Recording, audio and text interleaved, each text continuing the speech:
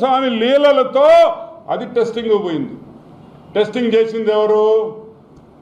Tadepalli palace YS lab కాదు,